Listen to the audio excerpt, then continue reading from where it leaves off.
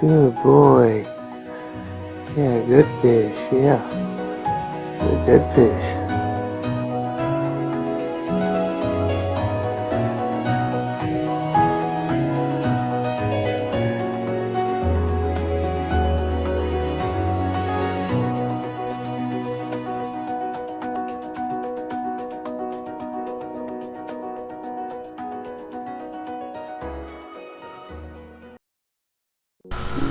快乐是在夏天的时候吃颗草莓，悲伤是了解到我是孤独的，自由是与我的朋友奔跑，囚禁是在笼中度过我的一生，和平是在干草上舒服的睡觉，恐惧是知道自己即将死亡，幸福是每时每刻都能享受抚摸，痛苦是当我的身体被伤害，爱是我知道我会一直被关心，憎恨是希望他们能够停止。动物和我们一样有不同的情感，请将它们撤下您的餐碟。Hi, my name is Genesis, and I'm 8 years old. I am vegan and an activist, like my uncle Cesar Chavez was. I went vegan because I don't believe animals should be put in slaughterhouses and circuses. People don't have to eat animals to live. All my favorite foods like pizza and mac and cheese I can still eat, in a vegan version. I became an activist to protest for what's right, to show kids they have a voice. I protest circuses and other places that imprison animals. I help people who are blinded. They don't know what's happening to the animals. I also leaflet to give information on what's happening and now to go vegan. I even talk to my friends. My goal is to get them to go vegan. I'm here for a purpose. My purpose is to get the whole world to go vegan. Thank you for helping me. Peace. 4 years old, she always had chicken nuggets. That was her favorite meal at the time. She just finally told me one day, she said, "Hey Mom, where do we get our food from?" And I said, "We get it from the grocery store." And she said, "No, that's not where we get it from." And she knew. And so at that moment, I knew I had a tough decision to make. Do I tell her the truth? Or do I just, keep playing it off? And just my instincts kicked in. And I said, I'm going to tell her the truth, because I always told myself as a parent, if my child asks me something, I'm going to give them the straight truth, because, that's what's needed.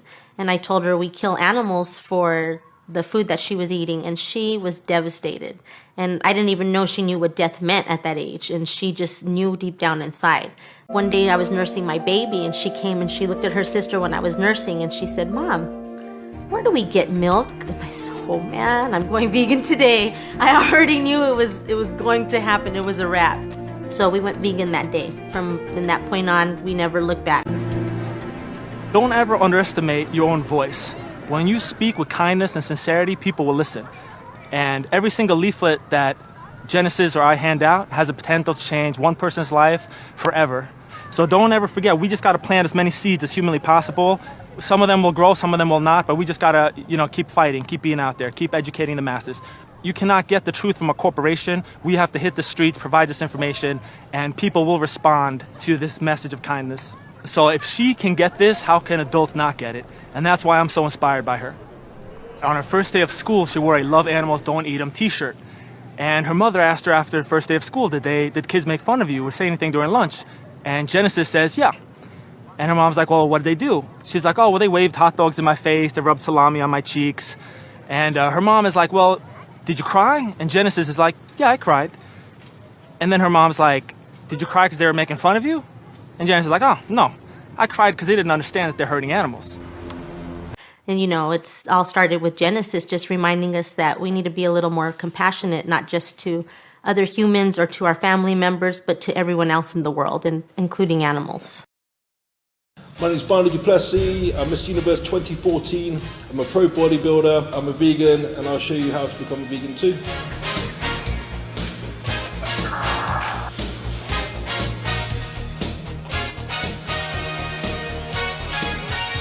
Since I've become a vegan, my training has become amazing. I feel fantastic. I wake up feeling good. I've got lots of energy, my recovery is really good, I've got no aches and pains. The best part of being a vegan is the fact that I feel healthy, I feel happy, that I know that everything I eat is a positive source. It's a good feeling. I know I'm not contributing towards the sort of misery and the suffering of this planet anymore. I'm actually helping save lives, really.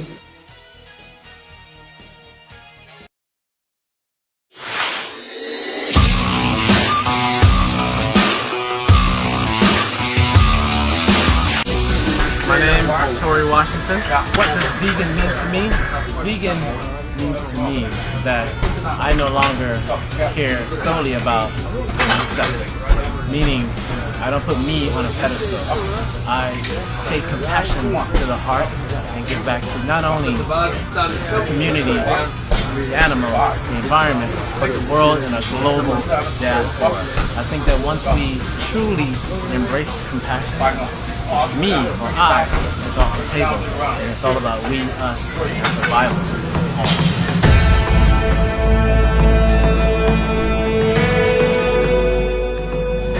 Hey guys, I'm Steven. I run RiseToVegan.com. I'm also on Instagram, vegan bodybuilding. Initially, I went vegan 5 years ago after being raised lacto-vegetarian. I've never eaten meat, fish, or eggs. I went vegan after investigating more into the health consequences. So, my dad got ill with prostate cancer, and it caused me to look a lot more into the nutrition side of things and why people are more likely to get these kind of diseases. After looking more deeply into the nutrition, I discovered the horrible side of the dairy industry. So, I had to, at that point, just completely eliminate dairy. And the connection with prostate cancer and the cruelty involved, the environmental consequences, it just wasn't something that I felt like I should continue to contribute towards. If you're watching this, just really think about it. If you ever thought about it, you ever had second thoughts, people trying to talk you out of it, if you really think it's for you, just do it. There's always going to be ridicule no matter what you do to step out the box, so you might as well do something good for you. My piece of advice for somebody that wants to go vegan is just get ready for the mind frame. It's like anything else in this life. If you want to be a winner, you have to have the mind frame of a winner. There's going to be people trying to stop you from going to practice, going to work out, whatever the case is. Same thing with veganism. If you really want to be a vegan, you got to block out all the negativity. Benefits are so overwhelming that you really just have to stick to it for a short amount of time until the discipline transitions to a habit. And as soon as you have to have it, it's not even hard anymore. It's so hard to stay vegan or to even turn vegan, and I get those people because I was there too. I even recorded a video a few years ago telling people I could never go vegan, and it's all about your perspective and your expectation. If you say it's hard, it's going to be hard. If you say it's easy, it's going to be easy. And for me, the most important thing is that you just try. There's so much benefits coming with it. It's not only the recovery and the strength, it's also the feeling that you do something good for your environment. You're not only avoiding slaughtering animals, you're also helping the planet, and that's a very big thing. So my biggest request to everybody is, before judging, before talking how it could be, how it is, just try for yourself and make yourself an image of what's possible and what's not.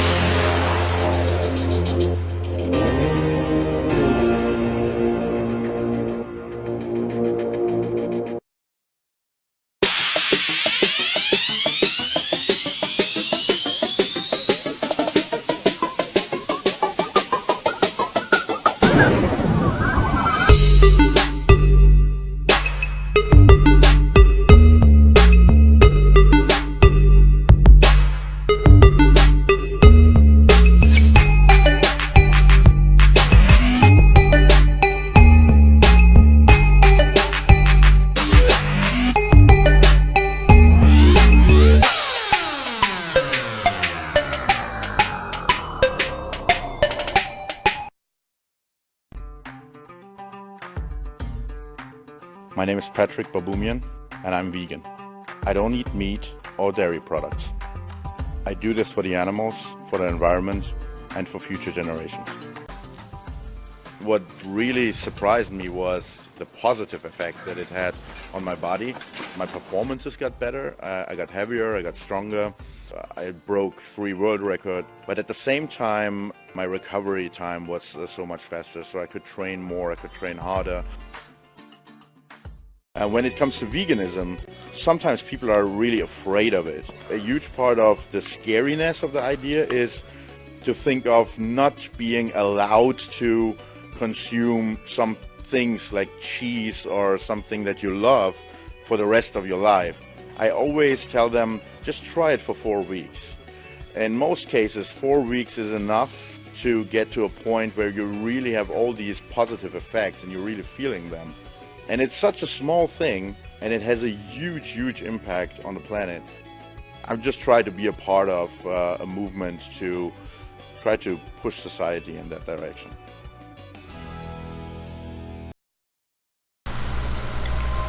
世界上最具毁灭性的产业，正在损害我们的健康，花费几兆元，是不可置信的残忍。而它正在破坏我们的地球。We are, all of you know it, on the edge of a climatic abyss. Locations around the globe saw extreme heat, including one record in Kuwait of 129.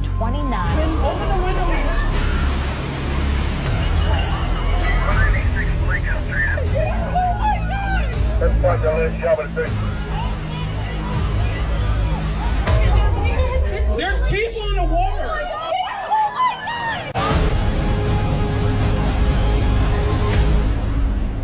The primary driving force behind species extinction, behind water and air pollution, is this system of animal agriculture. Animal agriculture. Animal agriculture. Animal agriculture. Animal agriculture. Studies show climate change and water shortages are directly linked to the amount of meat we consume. We will not succeed until we stop animal agriculture.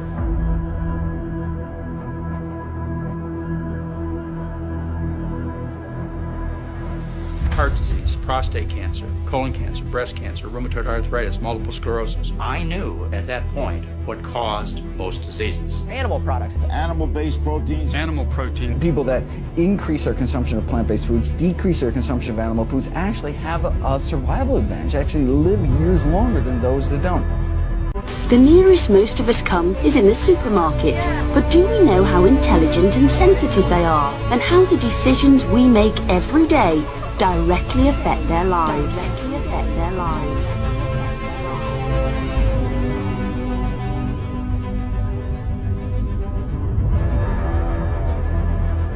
Well, tens of millions of Americans have switched their diet from meat-centered meals to ones rich in vegetables, grains, beans, and other plant-based foods. Not only is it a healthy lifestyle change, but it's also helping change our environmental footprint. The number one thing that you can do is to just stop eating meat.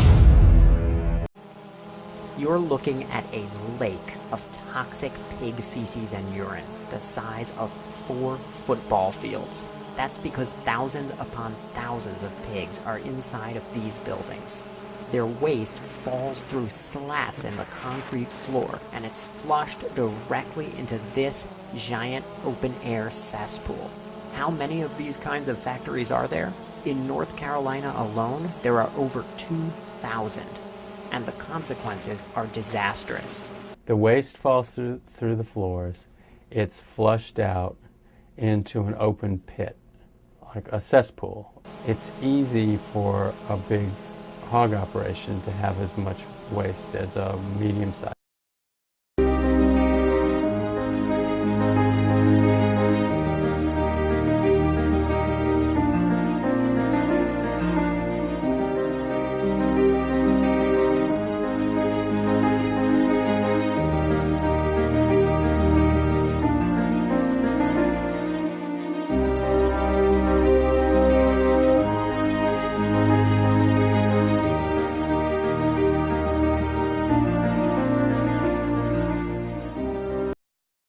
People aren't living longer, they're dying longer.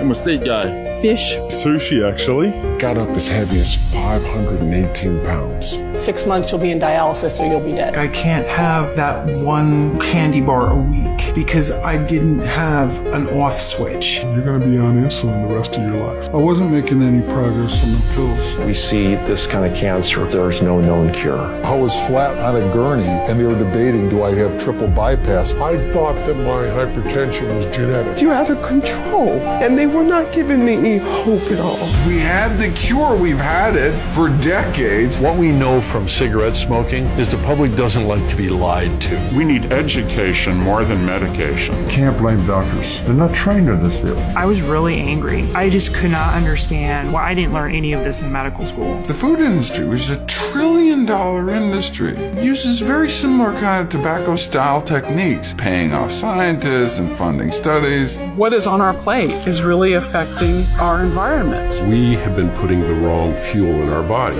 Americans, Europeans are being poisoned by these animal foods. You can see what the person is eating by looking at the plaque in their artery. See the plaque right there? We were literally bypassing the problem. Without some serious lifestyle changes, this guy will be back. Foods are the cause of diabetes, of heart disease, of many forms of cancer, of hypertension. And if they're the cause, they can also be the solution. I had to really look at it to see patients that I knew should be dead by my conventional training, alive and well, tumors melting away. The power is not inside of our hands as physicians. The power is inside your hands through your life choices. Don't let your culture hold your heart hostage. Many symptoms and diseases just melt away even after being there for years. The doctor said this woman alleges to have lupus, but we're not finding any evidence of it. Doctor says you're no longer diabetic.